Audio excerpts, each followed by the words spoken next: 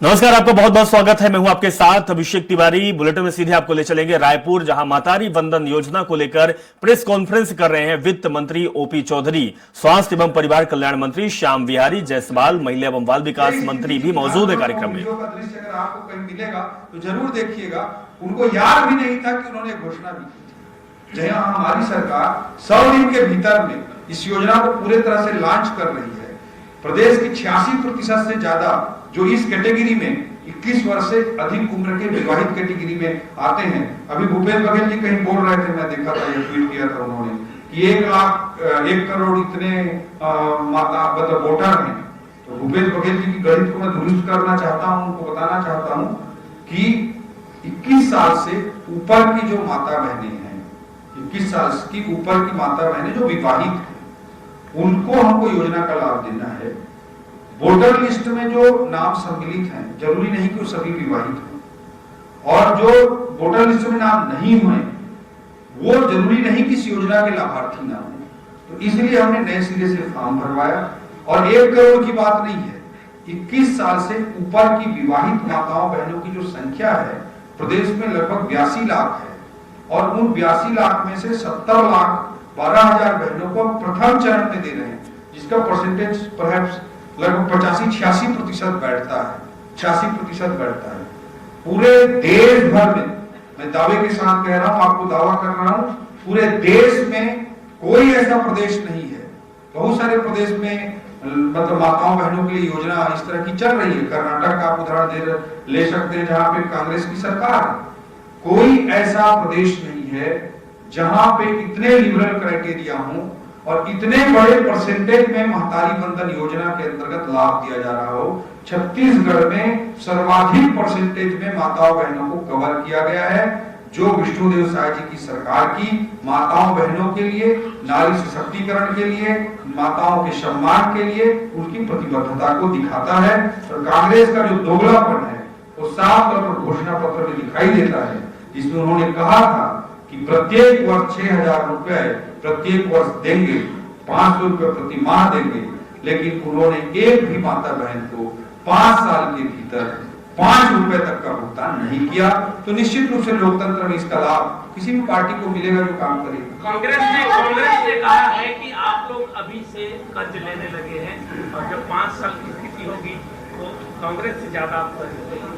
हम दावे के साथ कहते हैं 5 साल जब पूरा होगा तो भी हम डिबेट करने के लिए तैयार रहेंगे। छत्तीसगढ़ की वित्तीय प्रबंधन की व्यवस्था कांग्रेस के से कई गुना बेहतर होगी। इसको हम किसी भी डिबेट में डिबेट करके तय करने के लिए, चर्चा करने के लिए, परिचर्चा करने के लिए तैयार रहेंगे। और अभी हमने जितना कर्ज लिया है उससे 1.5 गुना अधिक की राशि की योजना केवल किसानों, आवास योजना और माताओं के लिए हमारी सरकार ने केवल 100 दिनों में लागू किया है। जितना कर्ज लिए उससे 1.5 गुना केवल इन 3 चीजों में खर्च किए। बाकी बहुत बड़े बड़े काम हम कर रहे हैं। आप अभी हमारे स्वास्थ्य मंत्री जी बैठे हैं, यहाँ मेकाहारा में स्वास्थ्य बिल्डिंग का निर्माण होना था, कांग्रेस ने 5 साल से छुपा तक नहीं। हमारी सरकार इसी बीच में 322 करोड़ रुपए दिया है।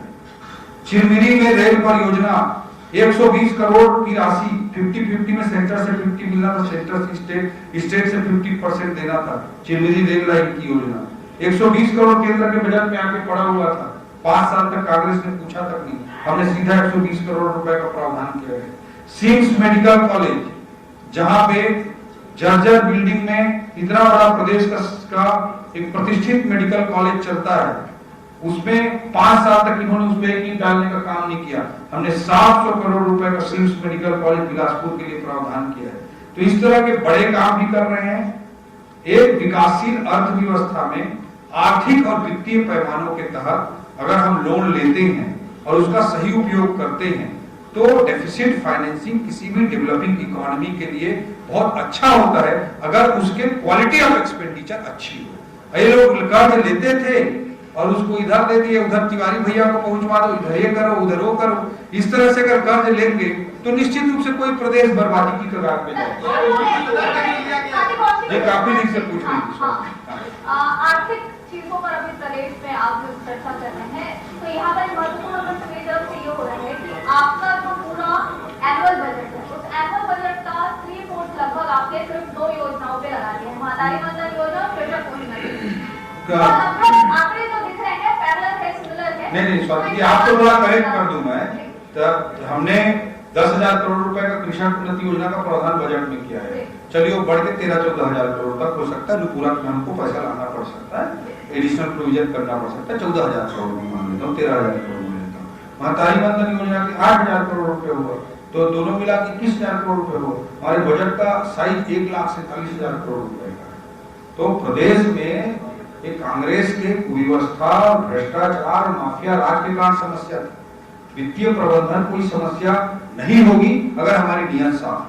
हम अच्छे से हमारी महतारी वंदन योजना को, किसानों की योजना को, युवाओं की योजना को, आवास योजना को, गरीबों के लिए ज्ञान के जो कंपोनेंट्स हैं उसके भी एस्पिरेशन को पूरा करेंगे। और प्रदेश में चाहे मेडिकल कॉलेज बनाना हो, सड़क बनाना हो, रायपुर, नया रायपुर में आईटी सेक्टर लाना हो, मेडिकल डेस्टिनेशन बनाना हो, वो सब भी 5 साल के अंदर कर देंगे। वित्तीय प्रबंधन विभाग कर रहा है, वित्तीय प्रबंधन विभाग कर रहा है, पीडब्ल्यूडी, पीएचई और दूसरे निर्माण विभागों में ठेकेदारों के 1,000 करोड़ रुपए से ज्यादा बकाया 5 माह से भुगतान नहीं हुआ है, सारे कार्य बंद कर दिए गए। देखिए, जो भी कार्य या भुगतान जो पेंडिंग है वो कांग्रेस की देन है, इस बात से तो आप इनकार नहीं कर सकते। हर विभाग में जहां बजटीय प्रावधान नहीं था वहां पर भी टेंडर कर दिया गया, जबरदस्ती काम करा दिया गया। क्यों? कमीशन देने के लिए। तो इस तरह से इन्होंने प्रदेश को चलाया है। निश्चित रूप से उनके वित्तीय कुप्रबंधन से बाहर निकलने में 1.5 साल का समय प्रदेश छत्तीसगढ़ को लगेगा। बट मैं आपको दावे के साथ कह रहा हूँ, चाहे अधोसंरचना का विकास हो, चाहे जन कल्याण की योजना हो, सभी पैमाने पर भारतीय जनता पार्टी के विष्णुदेव साय जी की सरकार कांग्रेस से तुलना नहीं, कई गुना अच्छा काम करके दिखाएगी। इसमें कहीं कोई संदेह नहीं है, क्योंकि हमारी नियत है। मेरा एक सवाल है स्वास्थ्य मंत्री। नहीं, स्वास्थ्य मंत्री से नहीं, इसी योजना पे लास्ट क्वेश्चन मेरा सवाल है स्वास्थ्य मंत्री से, क्योंकि वित्त मंत्री जी लगातार बता रहे हैं कि किसी सरकार का पैसा नहीं, अभी मामला डाइवर्ट नहीं करेंगे हम, केवल इसी विषय पर महतारी वंदन पे सवाल करिए आप।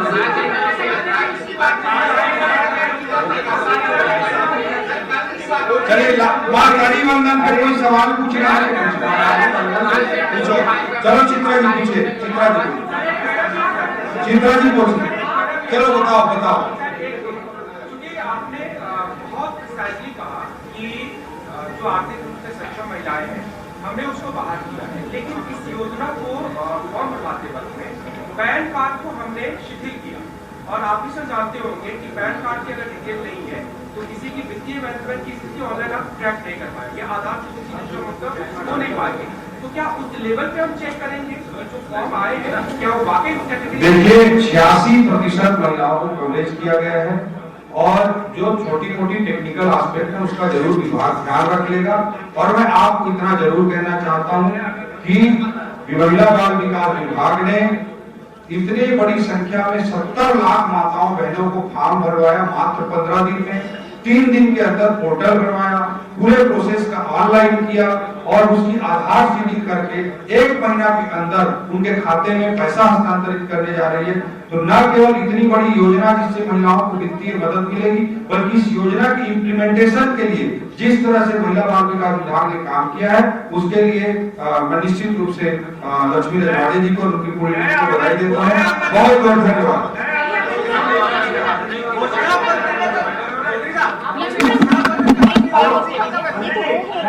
छोटा सा